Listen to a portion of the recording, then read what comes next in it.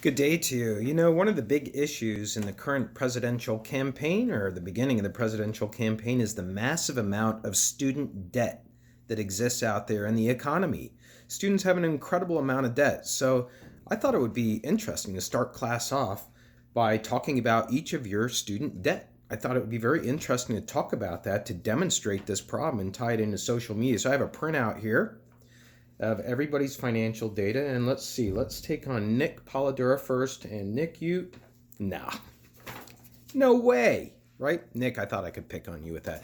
There's no way that I'm able to get to your financial data in the United States in terms of your student loan unless you choose to tell me.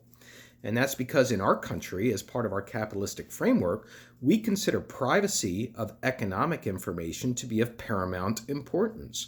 And yet, isn't it important also that we take a look at the crushing pressure this mountain of student debt is putting on the economy?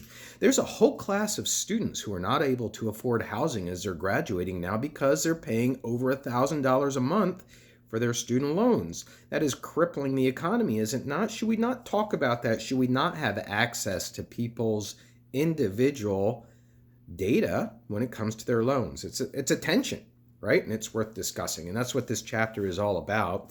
Move aside, Google. Today we're taking down Facebook.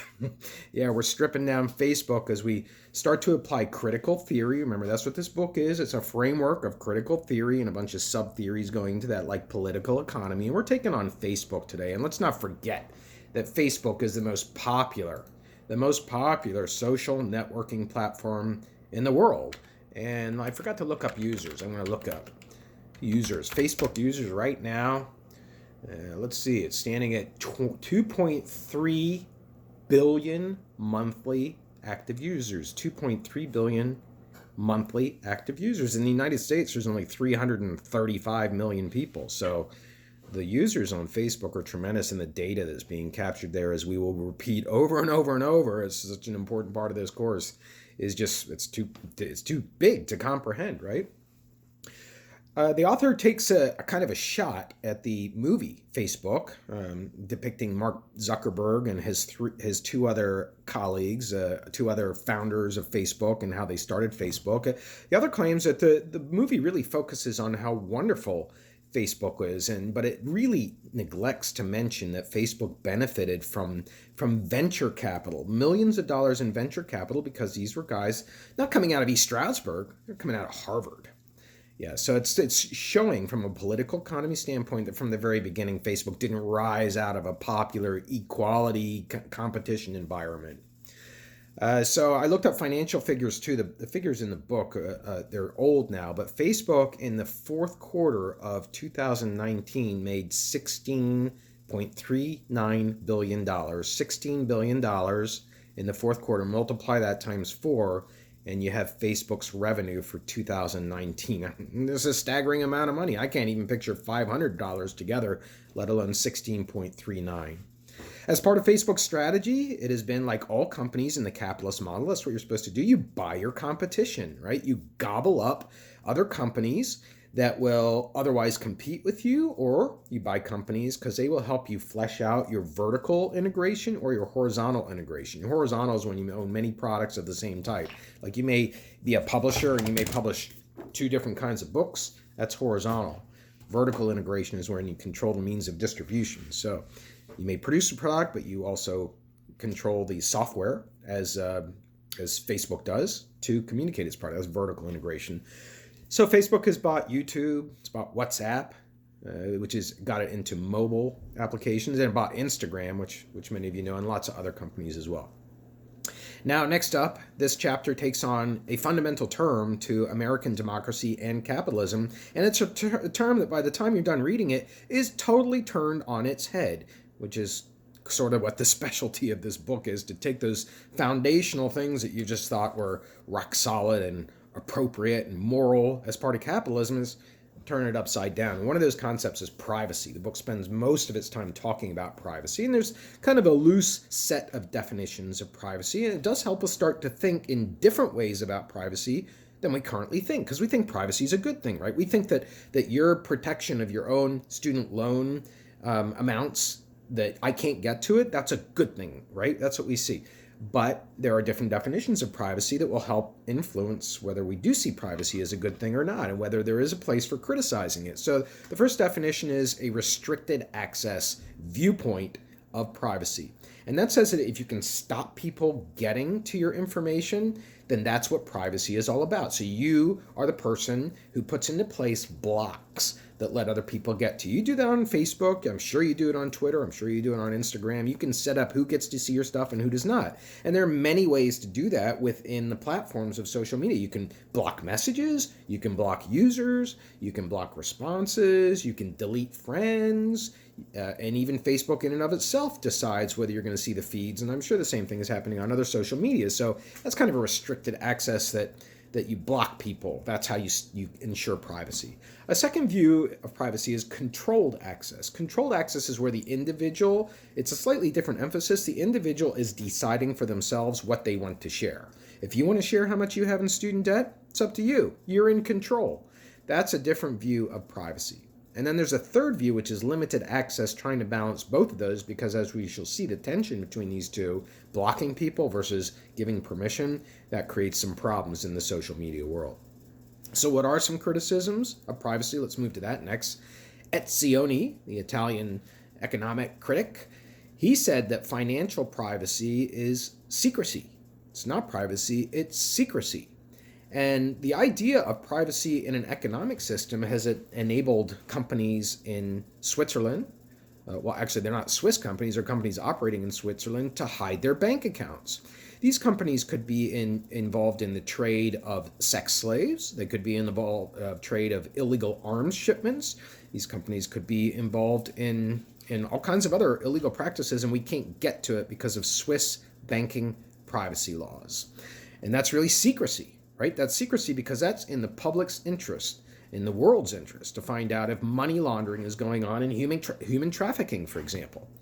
So privacy is not necessarily privacy, it's also secret, and it involves secret bank accounts.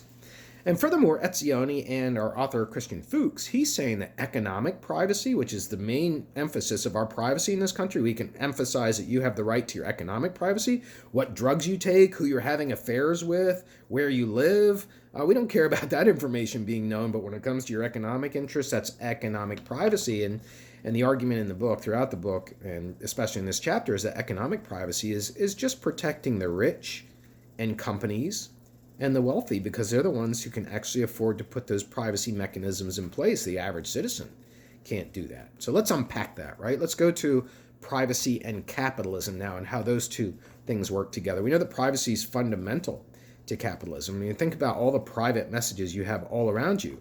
Private property, for example.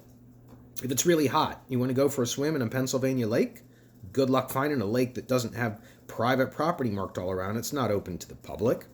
Even the beaches in New Jersey, you have to pay for to get on, so they're not necessarily free and open public spaces. And so we have privacy as a cornerstone of our democracy, that once you retreat to your home, that's your place. Nobody can come stay there. And you may say, of course, that's the way it is, right? Well, not really. Not in other places in the world. In Sweden, for example, they have a law called Allemansrätten.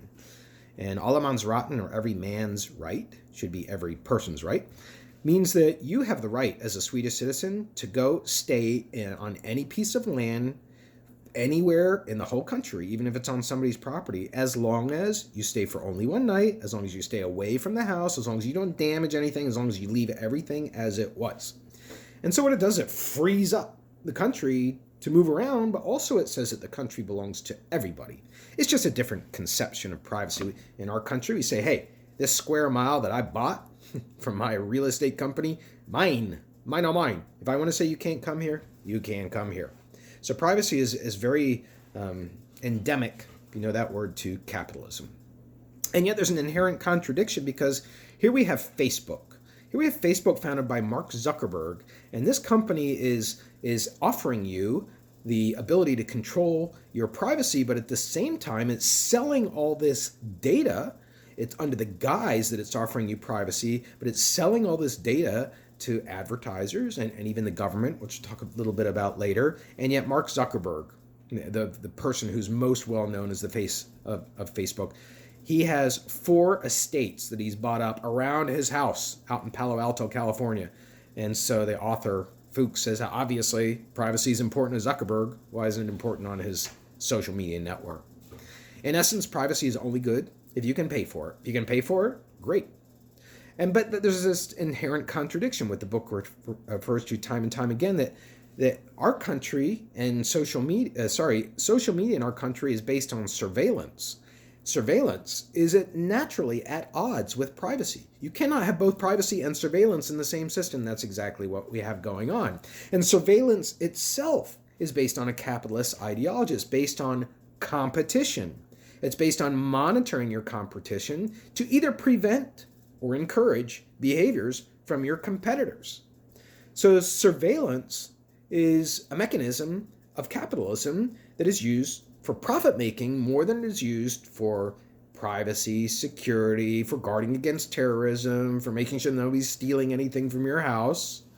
And capitalism is the idea that the private sphere is off limits to the public sphere, and yet that's not what happens on social media. The private sphere is actually where you want to get to if you're an advertiser. That's where you see people's likes, dislikes, shares, comments, tweets, photo postings, emojis. All of that is potential consumer behavior that will lead to purchases. So now let's go to a different notion of privacy. Let's talk about the socialist notion of privacy. One of those words like communism, and if you haven't traveled, it's scary, and I understand it. But I've been in lots of socialist and communist countries, and I pick and choose the things I like about them and leave the things that I don't. And one of the things that I like about socialist countries is there's a lot of care that goes into protecting nature. Yeah, especially if you're in Sweden. Yeah, they don't even allow billboards down at the beach. Yeah, because it's polluting the atmosphere, your visual atmosphere. So what's the socialist notion of privacy? Socialist notion of privacy emphasizes more the protection of consumers and citizens. And in fact, the laws in Europe, the author claims, are much more advanced than the United States when it comes to protecting people from things like we're about to study a little bit later in this video lecture about the government monitoring your activities and corporations monitoring your activities. So it's the idea under socialism that economic privacy is undesirable when it protects the rich and powerful. And yet public surveillance is necessary, especially of capital in the socialist model, because you have to monitor where the capital is being accumulated, because the people accumulating the capital and the companies accumulating capital, they have the power. And you have to monitor whether this capital is being accumulated to exploit groups like children, or minorities, or people with sexual orientations, or people with belief systems. You have to look at this under a socialist notion of privacy. Now let's move to talking about Facebook and ideology. Facebook and ideology is kind of interesting ideas. There are some interesting ideas I believe that the author advances here, and I'm still trying to decide for myself whether I can sign on to them full and complete. But one of them is that Facebook has an ideology to it, which is a way of seeing the world, right? And that ideology is expressed through the like button, right? It's advancing. In other words, Facebook is advancing a liking ideology. And, the book talks about how Zuckerberg and his team thought about putting a dislike button on there, and they eventually put other kinds of buttons for reactions, different kinds of reactions, thumbs up, etc. on Facebook. But most of the reactions are in the liking category. It's advancing an affirmative atmosphere that go on Facebook to feel good, to feel that your existence and who you are is affirmed. And the other social media platforms are doing this as well. That's what they do for us, right? We go on them many times because we want to feel like we're a legitimate person. Like, yeah, we do matter. Like, we're relevant. Like, people are interested in us because we have something to say. And so we do that. But to what extent is that natural? And to what extent is it too tilted towards that direction of liking and affirming?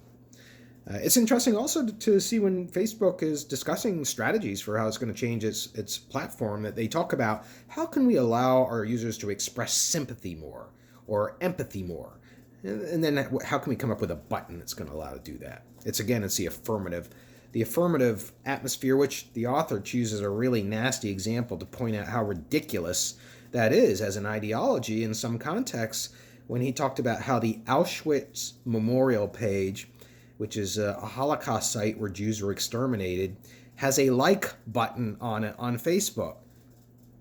How can you like what happened in Auschwitz, right? That's not what it's about. The word fetishism is reintroduced under this section. Fetishism, remember, is the idea of collapsing a multiple problem situation into one particular tiny way of seeing the world. And it comes from Marx, fetishism. It's fetishizing one particular thing. And Facebook fetishizes the liking affirmative culture. I'd like to move now to privacy and private property. There's some other people I want to introduce here in our thinking here. Hannah Arendt, she's an American philosopher. She might be German. Hannah Arendt, she says that the idea of modern privacy is really a sphere of deprivation. It's a sphere of deprivation. And it's because also what Habermas says, Jürgen Habermas says that privacy is illusionary because it's a community of consumers. So if you put Habermas and Arendt together, they're saying that the private sphere is not really a sphere where you can go and feel protected from your own personal information being released. Actually, it's a sphere of active consumer behavior going on, and therefore what it is doing is it is depriving you of the very thing that you think that you are seeking. And Facebook stores vast amounts of consumer behavior in all the different ways that you are yourself measuring your own behavior every time you click your mouse, every time you type a letter, every time you hover over something on the computer. You are just offering that mountain of data. And there's a really interesting statement that the author makes about Facebook on 196. I'm going to read it. It's powerful. He says, this is a Facebook quote. He says, "We give you the power to share as part of our mission to make the world more open and connected." Wow, what a great marketing technique. I feel so happy that I have the power to share. I never had the power to share before. That's all privacy is about, right? No, it's not about that. It's not about sharing information. It's about commodifying my behavior. That's what I should be clicking the yes box to. Yes, I give Facebook permission to use every piece of activity on my part that I put on Facebook to sell to any single person that Facebook wants to. That's really what the privacy policy should say, according to the author. And to illustrate the point, there are no settings on Facebook where you can click to stop your information, your data being provided to advertisers. It's not an option. All right, so now let's go to Edward Snowden. He's featured prominently in the chapter. Edward Snowden is the one who blew the lid off a lot of this material that we're talking about today. Edward Snowden worked for the CIA as both a direct employee and a government contractor, and he started to become really disillusioned with some of the software programs he was working with, and he decided to expose them. So he took a flight to Hong Kong, he met with some reporters, and he started to release all these software sites that he knew about that are monitoring our behavior. Look them up online, Google them up online, they're still there. One is Tempora. Tempora is a British surveillance software monitoring platform, collects all your data. And then he also found one in the US called X-Key Score. That one's used by the National Security Information to read your emails every time you send an email. And so Edward Snowden blew the cover, not just off that the government is monitoring our behavior on social media, but also that the government is working with private corporations to access that data. So think about how powerless you truly are, if you follow the critical theory that's advanced throughout the book, how powerless you truly are when both the government and corporations are combining forces to mine you for your dollars. That's what's happening here. And what Snowden did was he revealed that there's actually a hierarchy of surveillance going on. It implies a hierarchy, right? Because the person being surveyed is underneath the person doing the surveying. The person doing the surveying is watching over. And so what this has caused is an emergence of the security industry. A security industry, you're being sold in this all the time to be really afraid of your surroundings. And you can solve that by putting in a security system, right, that's tied to your cable company. Now, as a college student, you're not going to have that, but parents across the world are being scared into having that. But what does it really introduce into a life? It introduces a lot of jarring sounds and alarms going off accidentally and worries about whether you remember the password or whether you've have enabled the security. I'm editorializing in a bit way here, but I'm talking about how the security industry is less about your security and more about industry, and social media are only helping to do that. And so what Snowden did was he really shedded light on the capabilities of government and corporations working together. And that will allow me to bring in another philosopher now, Thomas Matheson. And he has this quote where he says that polyoptical communication of social media, polyoptical, poly is many, optical is many things to look at. The polyoptical communication of social media have not abolished panoptical surveillance. Panoptical is different from poly. Poly means many places. Pan means everywhere. You're surveyed every single time you wake up. You go out in public, there's surveillance cameras all over the place. ESU is putting in cameras. And then there's the whole footprint you leave every time you go on your cell phone. Even if your cell phone's on and you're not using it, you're surveyed. Emails, you're surveyed. Surveillance is ubiquitous in our society. And the surveillance is not just your comments, likes, etc. It's actually tracking at a very, very machine language level the transmission of ones and zeros across the world that the TCP/IP protocol talked about in the book. And to illustrate the importance of that, I have one more quote for you here on page 206. Talking about surveillance as policing. Policing looks for security by algorithms in a world of high insecurity.